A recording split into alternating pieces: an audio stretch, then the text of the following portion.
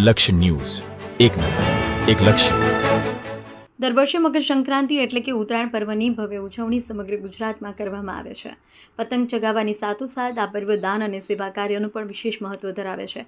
પરંપરાને જીવંત રાખવા મહેસાણા જિલ્લાના ગઢી તાલુકાના કાસવા ગામના સર્વ ગ્રામજનોએ મકર સંક્રાંતિના પાવન દિવસે એક ઉમદા ઉદાહરણ પૂરું પાડ્યું છે.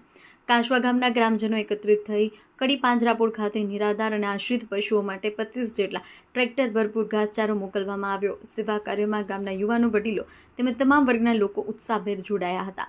પાંજરાપોળ સંચાલકો દ્વારા ગ્રામજનોની આ સેવા ભાવનાને બિરદાવવામાં આવી. ખાસ વાત એ હતી કે કાસવા ગામના ગ્રામજનો છેલ્લા 25 વર્ષથી સતત આ સેવા કાર્ય કરી રહ્યા છે. દર વર્ષે ઉત્તરાયણના દિવસે પશુ સેવા માટે ઘાસચારાનું દાન કરી માનવતા અને કરુણાનું ઉત્તમ ઉદાહરણ સ્થાપિત કરી રહ્યા છે. ગ્રામજનોનું માનવું છે કે પતંગ ઉત્સવની ખુશી સાથે જો નિરાધાર પશુઓના જીવનમાં પણ સહાય થાય તો ઉત્તરાયણ પર્વની સાચી ઉજવણી સાકાર થાય.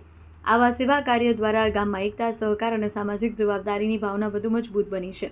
કાસવા ગામની પરંપરા આજની પેઢી માટે પ્રેરણારૂપ બની છે અને અન્ય ગામો માટે પણ એક માર્ગદર્શક ઉદાહરણ પૂરું પાડે છે. રિપોર્ટર સિદ્ધરાજસિંહ ઠાકોર.